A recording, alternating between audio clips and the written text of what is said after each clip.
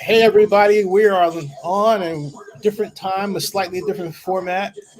I got my longtime friend Bill Carroll here. Bill's always got his natty suit and his. Every time I see that shirt, I think of the Cowboys. I'm sorry, I just do. Uh, uh, but it's got nothing to do with the cow. Wait, is it a Giants thing? A New York Giants thing, maybe? Or I'm not sure what it is about that would remind you of. I mean, it is royal blue, so I guess almost anything royal blue, I guess, could remind you of Royal anything Blue? else. Yeah, Royal Blue. Yeah. Right, Cowboy Blue, and well, I don't know about the other part, but anyway, yeah. Uh, I'm putting the video part of this together, folks, and I'm making sure it's monetized as we start because sometimes YouTube used to set these so it was automatic. Now you got to remember to monetize them because YouTube is making so much money they become cheap, you know. But hey, I remember to monetize this ahead of time, so we're good. Hey, I did something right. Um, Cue up the old Chevy Chase memes. Okay. Not bad. Not bad. I did that right. I just want to bless you. I, Don't die on us, Bill. not yet. Not no, don't, not ever. Live forever. Uh, hey, Why so not have it all? well, yeah. Somebody said why not Meet have it? Kachava. Okay, I agree. Why not have it all? Okay. Now that was pretty good. That was a nice little tie in there. All right. Okay, I have to vent, Bill. What Okay. the hell is going on with the Saints? Because it seems like, bless you, when it comes to the quarterback situation under Dennis Allen, they cannot get their act together. It's like there's always something. There's always some issue where they can't figure out what to do with Derek Carr. They can't figure out what to do with Jameis Winston. They can't figure out what to do with Andy Dalton. They can't figure out what to do with name the person. Or is it Taysom Hill? Oh, I'm going to compare Taysom Hill to Jameis Winston, even though he's not a better passer, but I would do it anyway. It's never settled with these folks. And it just looks, it's to a point where they're on the field product. I mean, if I'm have this attitude, the players can't possibly love what they're going through. What's going on in your opinion? What's a combination of things? And every NFL team goes through it at some point in their maturation process, however you want to think of it. So every team has what I call a talent maturation cycle. And in an ideal world, you would have what the Chiefs have, right? Where you have laid out the team that you want, where it's almost perfect, it's almost ready. Then you go out and get your quarterback while they're on their rookie contract. You drop them into place to this team that's pretty much fully settled, especially on offense. Drop them in, build an offense that benefits from their new, that new quarterback, whatever skills, abilities, and talents they bring to the table. And like I said, it's built particularly for what their strengths are. Also, you want in that ideal world to have the offensive line to be players that are about 25 to 28 years old. You want the receivers to be probably a little younger, 22 to 26 in an ideal world. You want your offensive line a little bit older simply because you want them to be mature, not old, but mature. While in general, at the speed positions, you want players who are essentially at the beginning of their careers. And as they mature, they're maturing with the quarterback. That's your wide receivers, tight ends, and running backs. Mm-hmm. Then obviously on defense, depending upon your defensive philosophy, you would like to have your corners essentially be the same age as your wide receivers and running backs, 22 to 26. Your linebackers are going to be slightly older, not old, but maybe a few years older, 25 to 27 to 28. And then defensive line can be, once again, even a little bit older than that. Not old, but you can be maybe 24 to 29, but still a fair amount of youth. That's in a perfect world, right? If you're dropping this new quarterback into this team that's a little bit older at certain positions, or exactly the same age as the quarterback at some positions like wide receiver, running back. That's what you want in an ideal world. Now, the Chiefs are example, like I said, of how that can work if you get it to all to happen. The Eagles almost had it happen with one quarterback. Then it didn't quite work. They got rid of him and then had it kind of work out a few years later. So the guys were a little bit older when they went to the second quarterback, Jalen Hurts. But it worked. Once again, they still managed to execute the plan close to perfection. Just add a You're couple talking of about Carson Wentz, right? Which Right. turned into Nick Foles. Right. Well, that was yes, right. But they wanted to do it with Carson Wentz. Like, and the timing of it, if it had worked out the way they originally wanted to, the age cycle, talent cycle, age-wise, would have worked out perfectly. But they had to reset because Wentz didn't work out. And so when they moved instead to Hurts, everybody was a few years older, but it still basically worked. Now, unfortunately, on the defensive side, they're at the very end, and on the offensive line a little bit, they're at the very end of the lives, football-wise, of a couple of their best players, like Fletcher Cox, like Jason Kelsey, and a few others, Brandon Graham. So if it had worked with Wentz, they would have had a couple of years of those players still all being close to their peaks together. Unfortunately, because they had to jettison a quarterback and develop a new one, these guys are not at the very end of their careers. With Mahomes, it's worked out almost perfect, right?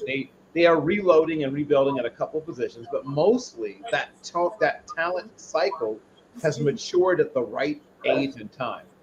Now, jump to the team you asked me about, the Saints. They managed to sort of pull this off once. They didn't develop the quarterback themselves. They weren't able to do it. They had to go out and get a guy who wasn't getting his contract renewed because he was a second-round draft pick, even though he was actually the 32nd selection, but because of a technicality, there was a forfeited first-round draft pick that year. So despite being the 32nd player selected, Drew Brees was a second-round pick. That means instead of having that 5 years, you only had 4 years of team control built into his rookie contract.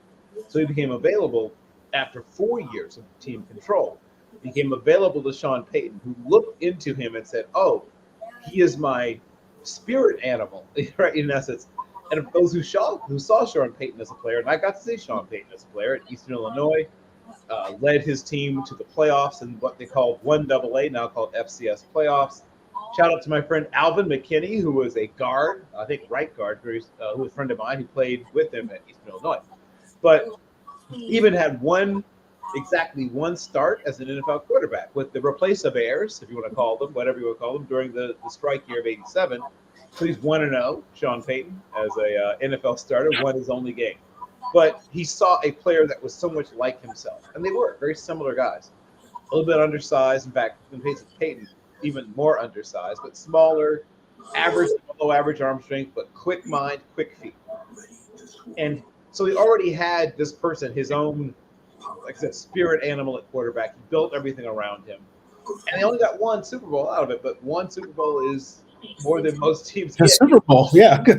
It's more right. It's still more than most teams get out of the talent cycle. Yeah, you still have some teams waiting for their first Super Bowl, right? Some teams have never, right. Shout out to the Lions, have still never gotten there. So what you want is to every 5 or the Cleveland Browns. Right. Though they have a bunch of championships, they have no Super Bowl. Yeah, but not in the NFL parlance. Not in the modern NFL parlance. Not in the modern NFL, right. Right. Not in the Super Bowl era. So essentially, every 5 to 8 years, you are reloading a talent cycle. So there's the rare player like Tom Brady who makes it through 3 separate talent cycles in their NFL career. They play so long that they usually have 3 NFL lives. But that guy's a freak, right? That happens once every quarter century or so.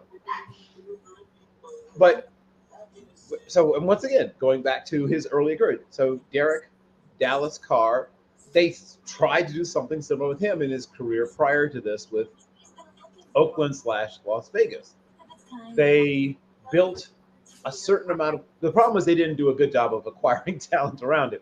They never managed to have, first of all, anything resembling a good defense. He played with defenses that were in the bottom 7 of the NFL, I think all but one season. Yeah. I was Mary says it correctly, of his time with Oakland. So that means that they found themselves on a lot of shootouts, which wasn't how they wanted to build their team, right? The one thing that most of Oakland's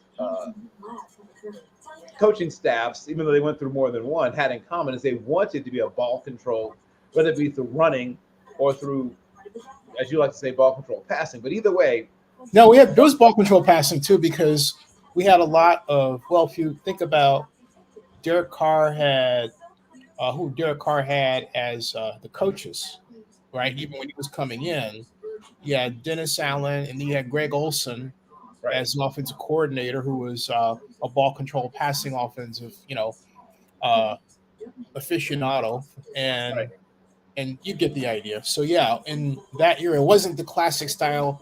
Raiders haven't played the classic style Raider football is since they tried it with Art Shell, when Art Shell came on as coach, and they had Tom. I forgot the gentleman's name, but they brought him in as offensive coordinator, and I predicted during the preseason he would get fired because he was getting quarterbacks killed, because that's what the Raider offense was good for, aside from throwing deep back then. yeah, right, Hey, look out! Oh, you can get sacked, right, or intercepted. So right. Yeah, it's guys like Mike Martz, guys like Tom Moore, right. guys like even Marshall Broda to some extent, though he was a little bit better about protecting quarterbacks. But yeah, those your quarterbacks get hit in their system because they like 5 and 7 step drop. They like to get deep in the pocket and throw the ball deep down the field, and you And have to or be able worse, to protect. they like to drop back in terms of yards, because Right, the Raiders were not under a Davis were not known for steps. They were known for yards. So you drop back 10 yards. Now, how long that takes differs with every quarterback. And so what happens is you get what? You get differences in timing, right? right, And you have to work an entire season to work that out and know, hey, the season's over. So there you go. right. Yeah, I mean, it's difficult. Like I said, I mean, what I'm describing is essentially what teams aspire to do, Yeah. but so few of them manage to execute the plan. I mean, that's the whole thing we're talking about. So what the heck is So going on with the Saints? Dennis Allen had this. I just saw his press conference today, and I can give you in a few seconds a summary. Well, we're looking at changes. Well, yeah, that's a good idea. We're going to change things. No, not the coach, but we're going to change things. right, Okay, so what? And you know what? Over the course of his time as Saints coach, he said a lot of, we're going to change things, and he doesn't really change much at all, and it still winds up to this nervous Nelly. I really don't really understand what I'm doing in my, but I don't want people to know it kind of approach, uh, where he and then it's also sprinkled in with, I don't know what I'm doing, but I know I don't want to put all my chips in Jameis Winston just because. Now, the just because is in italics. I don't know why. Because it's, Sean Payton showed that Winston plays well in a ball control passing offense, exceptionally well. So keep him there, instead of getting him injured. But in fairness to the views of other people, uh, the the system that they're running with Derek Carr, they're trying to push the ball deep, and they're not leaving him. They're leaving him with checkdowns. He's not using them, and that comes back to the Saints coaches. And it's like they have a handful of repertoire plays, and that's it. And I think what's going on with them that portends to a losing season is now. I don't know if you've noticed this, but now this is like the fifth game, right? Going into fifth week. going into fifth. All right, it's fourth week. Everybody's got a book on you already. Already, it used to be like 6 games. Now it's 4 games, and they're really come good at dissecting what you're going to do. And I think that's the other problem. They've dissected what the Saints are going to do. The Bucks have come in. They blanketed. They said, "Hey, look, we're not going to let you throw deep. All right, we're going to give you the cheap stuff underneath because you're not going to take it. Okay, and if you do take it, we're going to stop you." Uh, Now, what do you think? Yeah, well, there's plenty of blame to go around. I always think about it's attributed to John Fitzgerald Kennedy. I don't think he invented it, but he popularized it. That success is 1,000 fathers, but failure is a bastard. Uh, He but in systems theory, there's always a handful of drivers to a complex system problem. And so my point is, I don't buy the idea that, all that stuff. There are one or two people to blame. And if you don't drill down to that, you'll never get to the answer, ever. Because what happens is that with that kind of view that you expressed, it becomes, oh my God, it's too complicated a problem to solve. Oh, it's quite the opposite. I would say that it's a very simple problem to solve. Fire the coach. Well, I mean, and also their talent acquisition hasn't been the best either. That offensive line is not particularly good, but also the way they're using them is not particularly good. They have an offensive line that's well suited to one kind of thing, and they're asking you to do something different. That's one problem, right? Trevor Penning is an absolute joke, and part of it is they fell for it, right? They got fooled. I scouted Trevor Penning, and he and his team, or whatever we want to call it, did a great job of hyping him up. He is a good athlete, very athletic, but he built up around himself sort of a mystique that wasn't really earned based on what he could do and couldn't do as a player. Now he's young. He may still turn into something, but he had no business being drafted as early as he was. He was not a guy that should have gone the first 25 or 26 to 30 picks of a draft. He's a guy that should have gone a round to 2 rounds later. He was extremely raw, but even at the Senior Bowl, he was a guy that was like picking fights and woofing and doing a lot of stuff to sort of build up around himself a certain, like I said, sort of mystique or an image. A tough guy kind of thing, right? He was a big tough guy. That's Trevor Penning's big thing. Sort of, we used to call him, the nickname that some scouts had for him was WWE, right? Because he had kind of a wrestler heel mentality kind of thing. But his actual play, especially his lower, he's very strong in the upper body, but weak in the lower body and stiff in the lower body. And it shows up on tape. It shows up. You can see it in college. You can see it in the NFL. And he's an utter turnstile against guys who can bend. That is his real kryptonite, is those guys who can bend. So when you send someone at him, he's very tall, 6'7". When you send at him someone who's 5 or 6 inches shorter and has really great lateral agility and flexibility, they just go right around it, So you've got one issue there.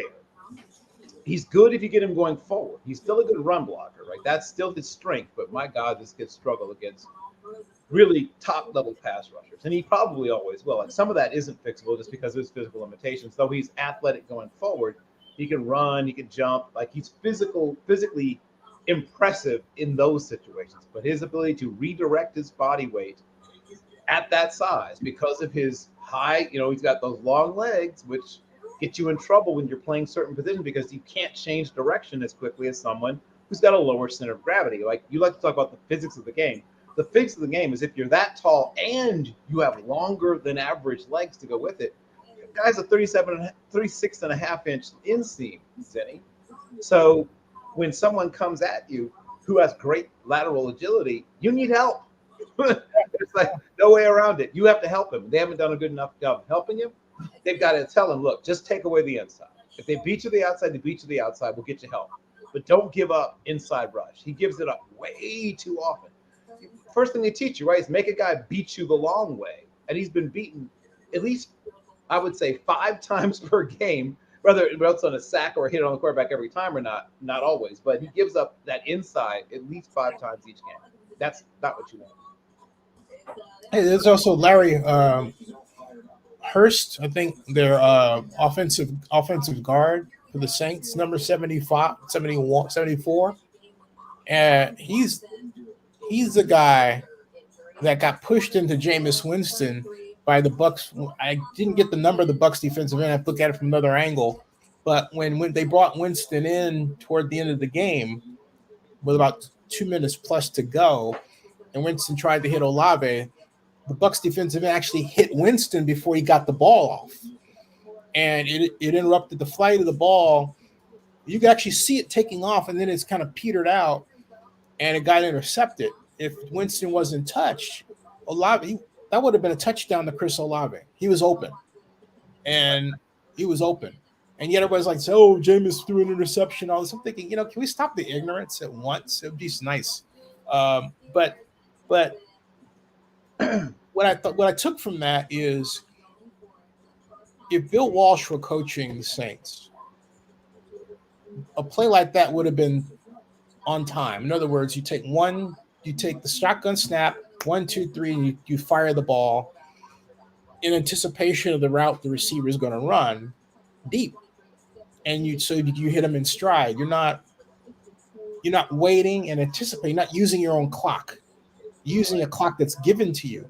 And when I watch the Saints, they're not using, not even Derek, they're not using a clock that's given to them. They're using their own clock, and they're expecting success.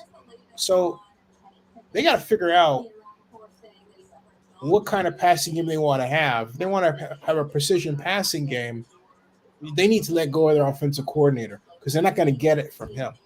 Yeah. So I agree with you on Pete Carmichael, and I don't like Doug Marrone either. I like Doug Marrone. Let me rephrase that. I like Doug Marrone, but I don't like him for what they're trying to do as an offensive line coach.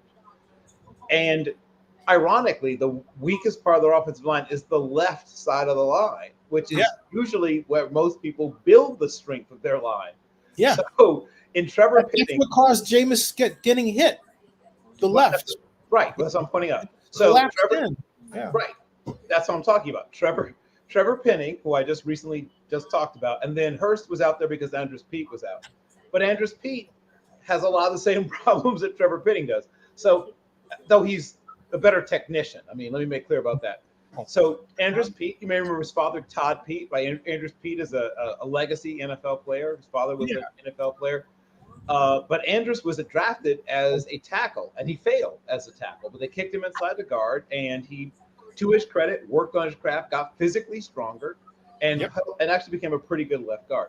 However, still his weakness is still his weakness. Once again, a guy who's kind of top-heavy, right? A guy who's who's split high, longer legs, has a little trouble redirecting, but knows, unlike Penning, knows not to get beat to the cheap side, knows to at least always force guys to go around him to the outside. But Hurst was out there, and Hurst, was available in free agency because the Baltimore Ravens were out of love with him for a variety of reasons themselves. They also have a kid named Nick Saldivari from Old Dominion University, who is that guy who's in the mix. He's not always active, but they might want to activate him, maybe move on from Mr. Hurst, who I know you brought in as a free agent, but sometimes not all money is good money, and not all are good free agents. Maybe it's time to start exploring playing Mr. Saldivari, who I think at least is a young and talented player. But I'm not thrilled about their offensive line anywhere. Eric McCoy is solid. Not spectacular, but solid. Now, let me rephrase that. I do like Cesar Ruiz. I really like their center. I like Cesar Ruiz. I think he's a well above average player. And Ryan Ramczyk may not set people's hearts aflame, but is a solid right tackle. So the right side I feel pretty decent about. Their center I feel pretty decent about. I am very worried about the left side of their line. Yeah. And, I mean, I don't think anybody's coming to help. That's like, unfortunately, they don't have a lot of depth. The other problem is it's how they're not taught to push with their arms. And so what happens is that they let the defensive linemen come to them and lean on them. And so by the time that happens, they don't have their legs in the right position to absorb the blow and keep them at bay. That's, when the Steelers would have Dan Rakadovich and they use that kind of arm blocking that some teams use now, you got distance and it helped form the pocket. But the Saints don't do that. And so you find them, it's like they're like, I go back to that play where Winston got hit and you could hear them, they're just quite literally straining, kind of like, I got to keep this guy on. It's like their whole body's getting folded rather than hitting these guys as soon as they come off the line, Folded's a good way to put it. I like what he said. It's getting folded. Trevor Penning, a few others, those guys, got straight up folded. That's a perfect way to put it.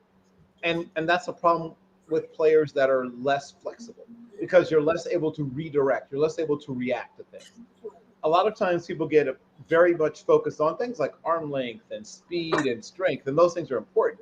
But if you're inflexible, if you lack the ability to bend or change direction, even when you have strength and speed and all these other things, it can't be used well. right? You can't apply it. You're going to lose the leverage battle. You're going to lose the positioning battle Thank you. because you can't get into the proper place to use your strength, to use your speed if you're stiff. All right, so here's my question. Is it time to fire Dennis now, or does he get fired at the end of the season? I think he makes it to the end of the season. I mean, I think you and I both know a fair amount about Mark Davis and the front office. They tend to give players and coaches. No, I mean, this is the Saints. Right. Sorry, I was kept thinking with this. Thinking of the Raiders. Right. Well, they are like the Raiders, right? They brought Ronald Curry over, right, who is the passing game coordinator. They have Dennis Allen. They are very much the New Orleans Raiders. They have Derek Carr. I mean, there's a lot of Raider-ness about this team. But yes, you're right. The Benson family does not have quite the same level of buy-in.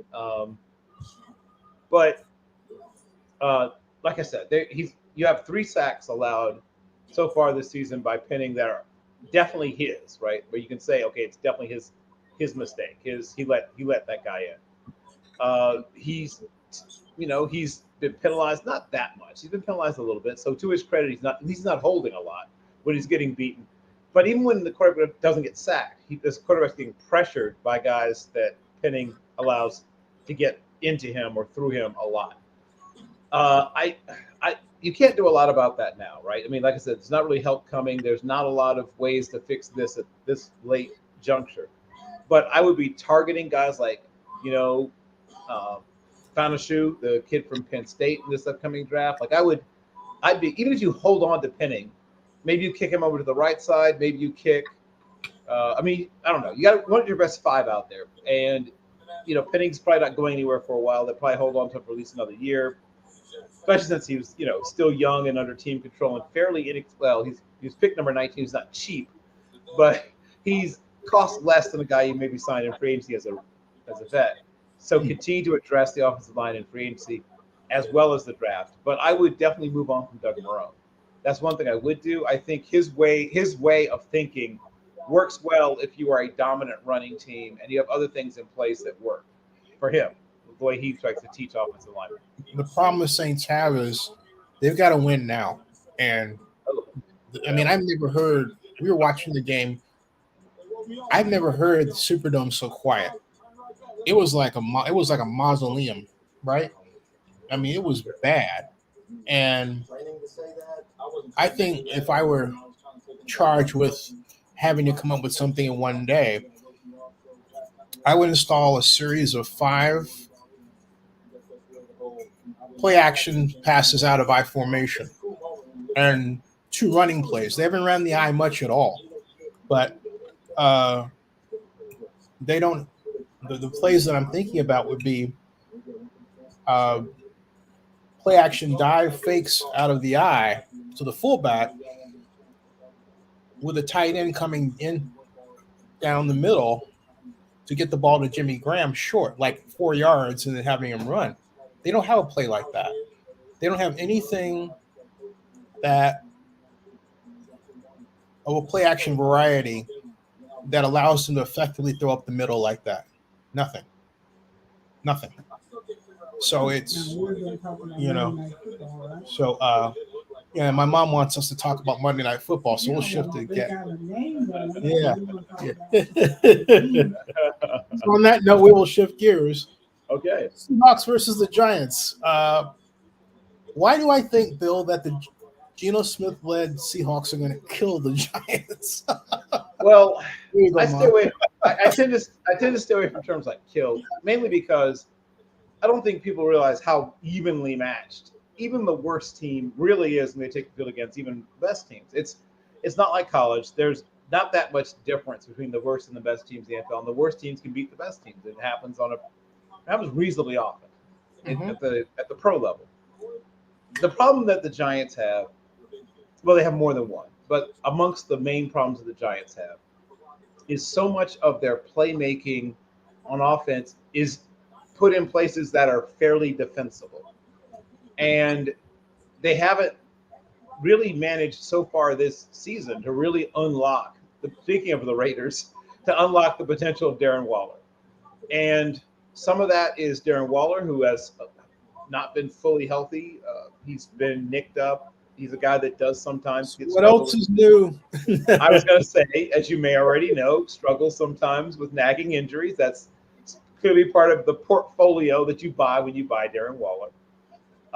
Their young quarterback. They were warned. Yeah, they were warned. Right. Everyone told them this is a guy that almost never plays a full season. Part of that's due to his build. I mean, he looks, very much like a basketball player. He's a guy that is just physically strong enough, barely physically strong enough, barely physically stout enough to play tight end. Was a wide receiver in college as well as in high school. So he's bulked up to become a tight end. And when that happens, those guys very often are at the extent of what their frame can hold. And they're dealing with guys who are naturally bigger. It's like when you see a guy who's gone up in weight to fight as a wrestler or to fight as a boxer, going up against who's that closer to that natural body weight. And you could see the difference in the ring, right? Oh, yeah, that guy is a lightweight who's bulked up to welter. This guy is a natural welter, or a guy who's probably naturally a junior middleweight and is cut weight to fight at welterweight. And you can see the difference in the ring. So that's part of why I think he struggles with injury. But that's one problem they have. Their wide receiving core, not without talent, but nobody that truly scares you. There's nobody you really worry about as a defensive game planner. And of course, the offense flows through, you guessed it, Saquon Barkley. The problem with that is he plays running back. Now you line him up different places, but no matter what you do, you're simply talking about a running back. There are ways to take him away. You can throw checkdowns to him all night long, and we'll play off and then rally up and gang tackle him. And you can run him between the tackles. You can run him outside, but we'll once again keep a lot of people within 5 to 7 yards of the line of scrimmage, rally up and gang tackle him.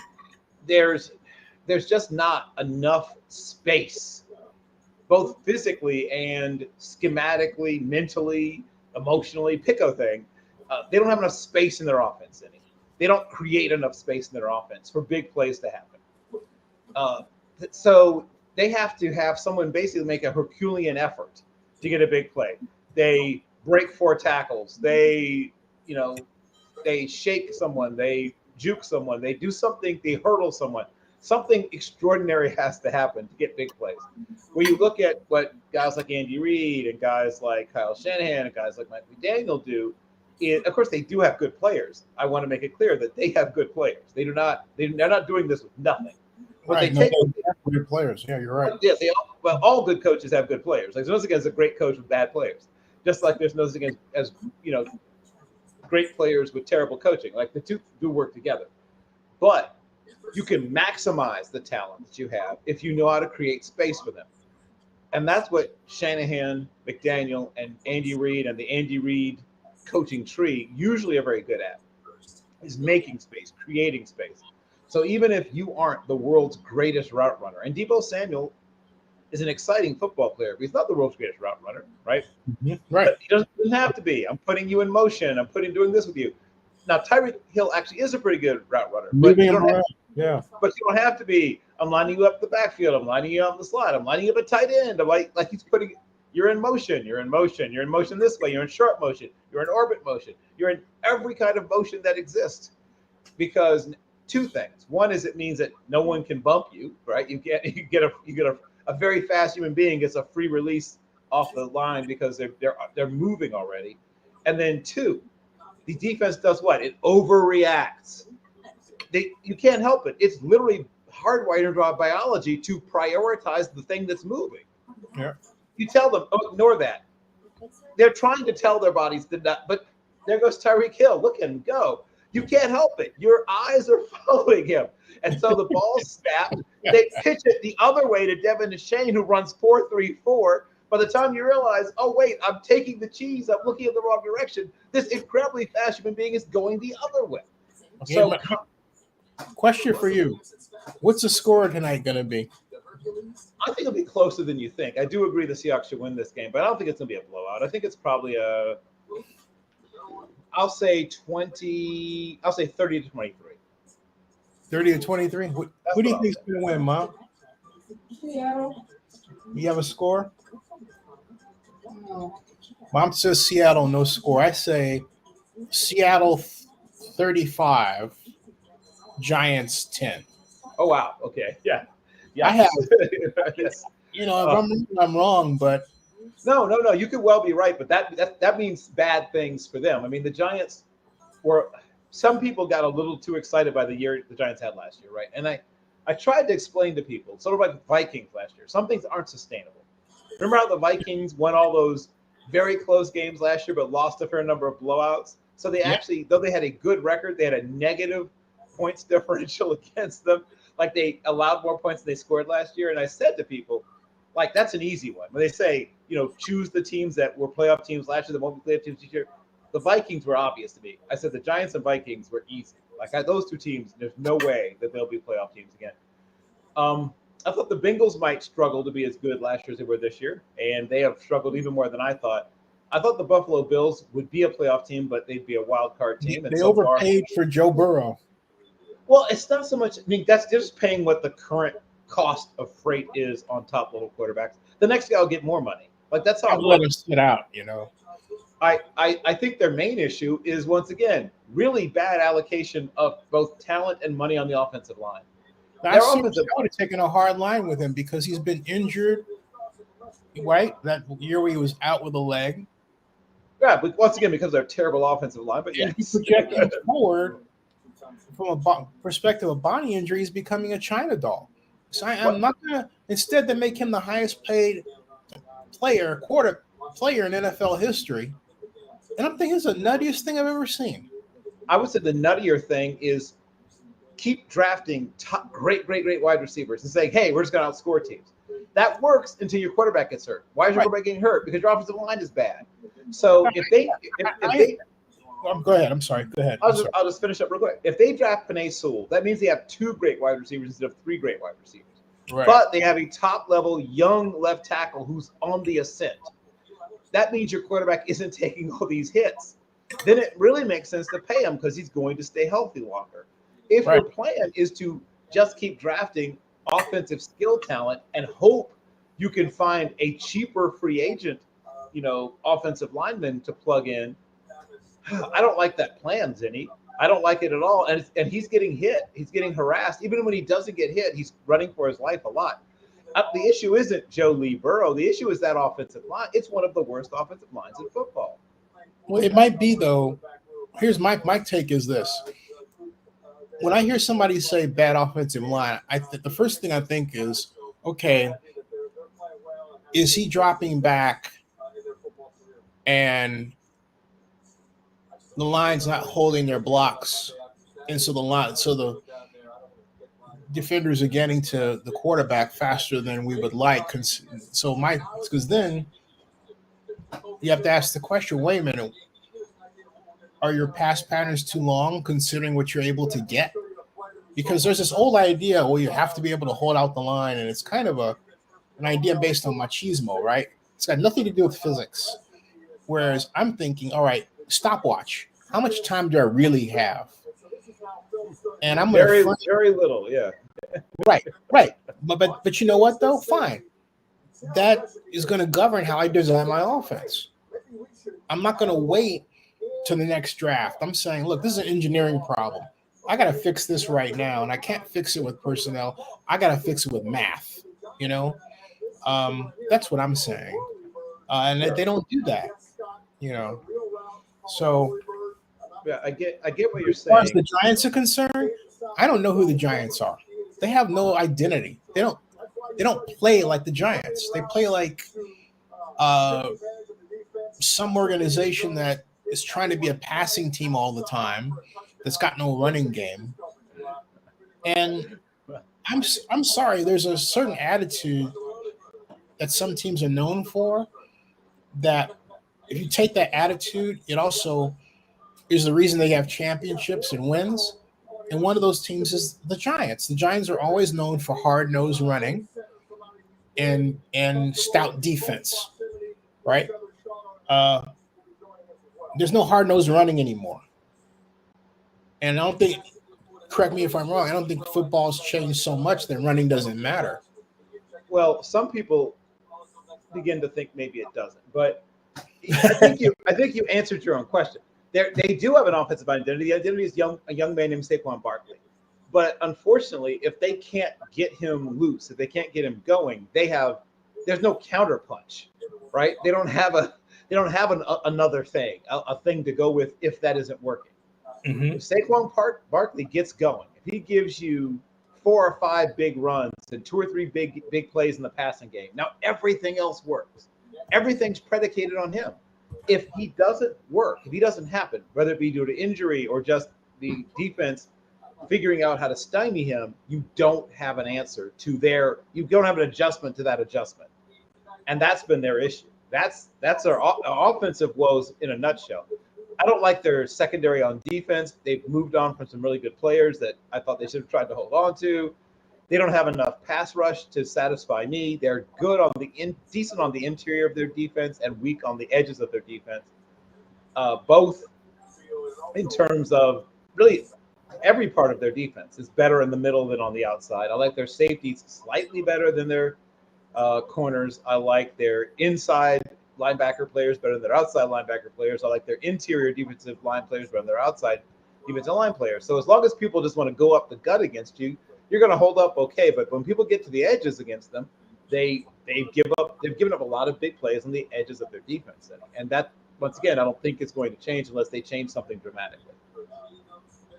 So we got now in the ESPN crew, Ryan says 27-20 Seahawks, Marcus 24-20 Seahawks, Larry 28-7 24 Seahawks, and Scott Van Pelt picks a 2-score game 23-21.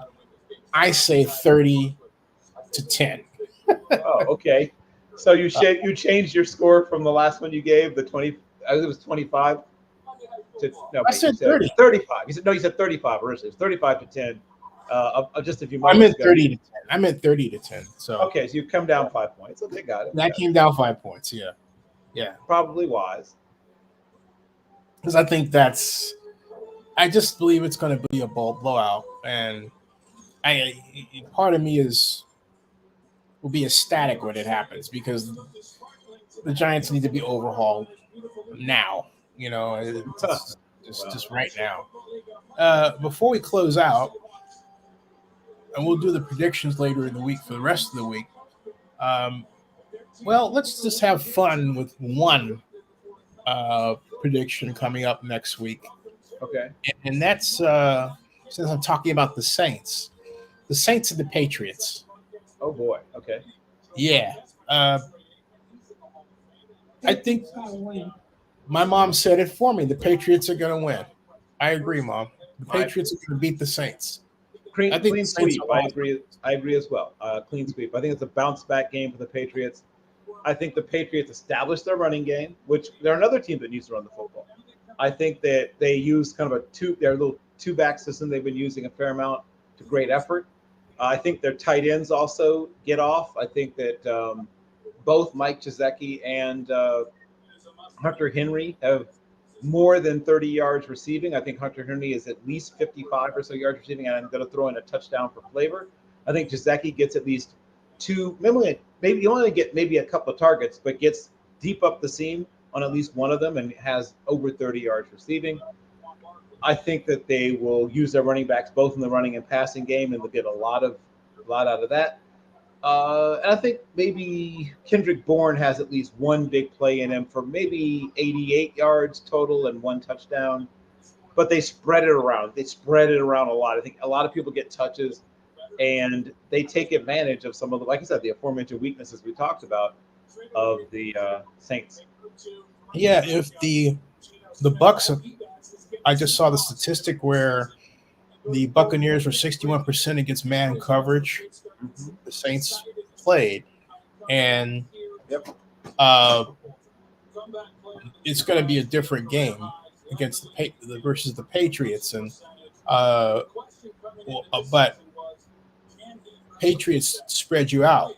So I know that Coach Belichick is thinking, if I can get 60, if they got 61% on man coverage, I can force man coverage and I can tear them apart.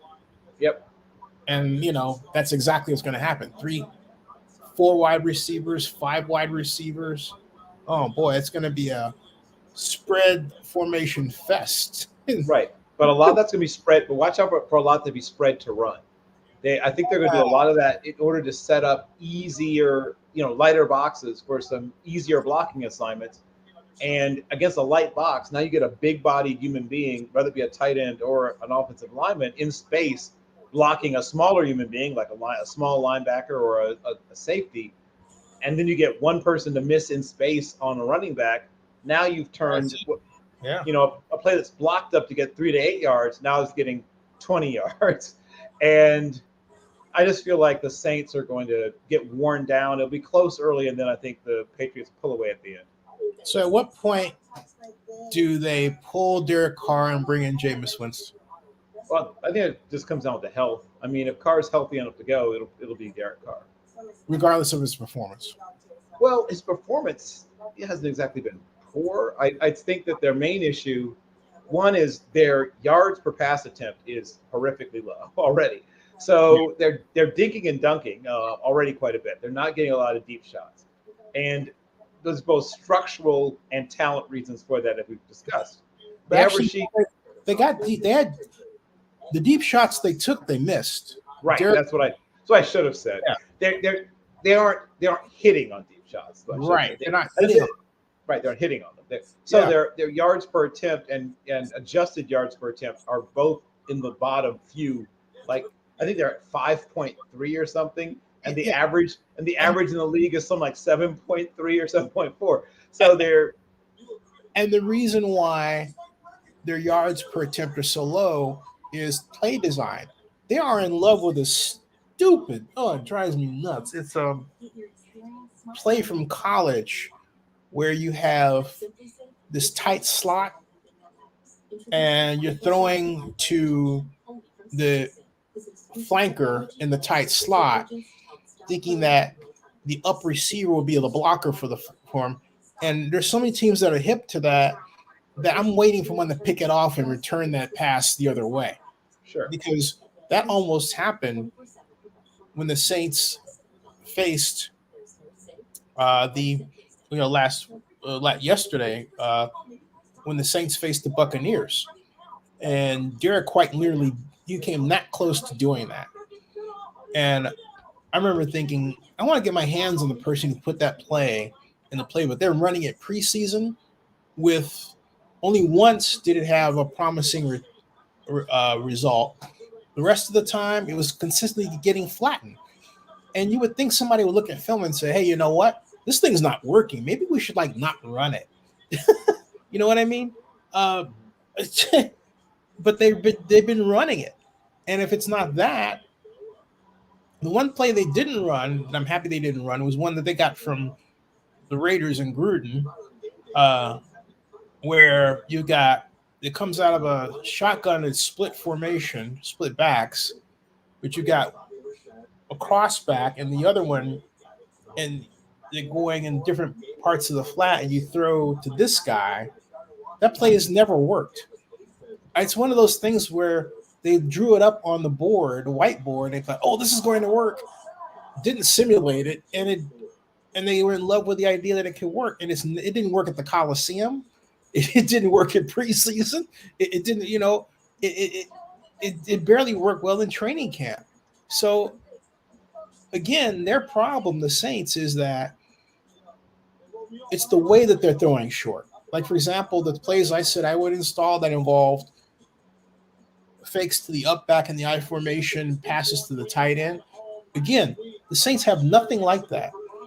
And if they had a series of plays like that, they wouldn't need to bring in Taysom Hill like they do, which is the other problem, But they used to run screens. They've forgotten how to run screens. It's like out of the picture for them. So anyway, well, that was fun. So stick around in the background, Bill. Hey, folks, we'll be back later in the week with more. Tell us how you like the new format where we're just talking, talking football, talking NFL football, as opposed to having this format, All right. subscribe to Zennie62 on YouTube. Like and subscribe. Share this video. And bookmark ZennyReport.com. Bookmark Zennie62blog.com. And that ends this broadcast. All right.